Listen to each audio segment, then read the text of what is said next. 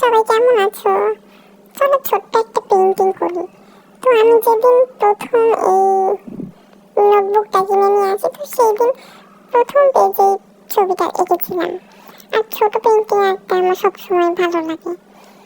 তো আমি সেজন্য প্রথমে ইয়েলো কালারটা করে নিয়েছি, আর তারপর অরেঞ্জ দিয়েছি, মানে অরেঞ্জ থেকে ইয়েলো একটা শেড আসবে এরকম। তারপরে অরেঞ্জ আর ইয়েলো যাতে মাঝখানে মিশে না যায়, সেজন্য মাঝখানে সাদা কালারটা দিয়ে নিয়েছিলাম। এরপরে আমি দূরে সূর্য বোঝানোর জন্য একটা হোয়াইট কালারের সার্কেল করে নেব, তার চারিদিকে অরেঞ্জ কালার। এবার আমি যেহেতু বন আঁকবো, ফরেস্ট আঁকবো, তো সেজন্য গাছপালা একটু করে নিলাম।